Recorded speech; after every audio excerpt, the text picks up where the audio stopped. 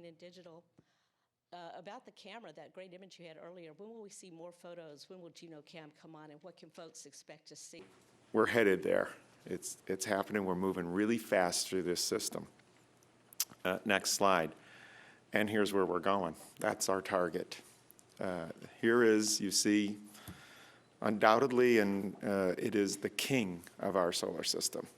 This is it, the largest planet, more massive than all the other planets and everything else in our solar system combined, other than the sun.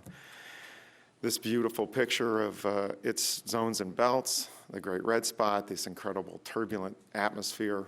We've known it for many, many years. It's a gorgeous planet. What Juno's about is looking beneath that surface. We've got to go down and look at what's inside, see how it's built, how deep do these features go, learn about its real secrets. That's what Juno's about. Ignition and liftoff of the Atlas V with Juno on a trek to Jupiter, a planetary piece of the puzzle on the beginning of our solar system.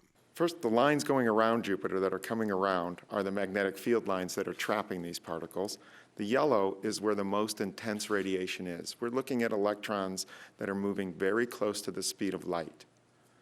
These things go right through anything we know, pretty much. We try to avoid that yellow spot as best we can. The trick to Juno is come in over the north, slide between that yellow spot and the body or the atmosphere itself, and then come out the south. And even though we're receiving only 1/25 of the sunlight at Jupiter that we would at Earth, these massive arrays provide over 500 watts of power. We have 18,698 solar cells on these arrays.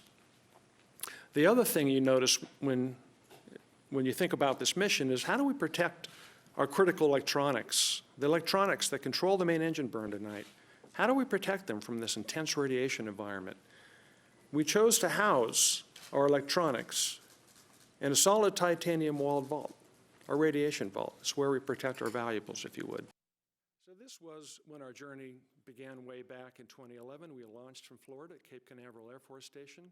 Our trajectory took us out past Mars orbit, where we fired our main engine twice.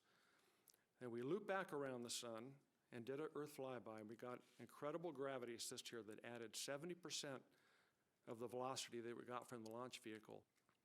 So this long 5-year cruise has given us a lot of time to get familiar with how the spacecraft operated at Earth anymore. So we have to use a special mode where we send tones down that mark all of our milestones.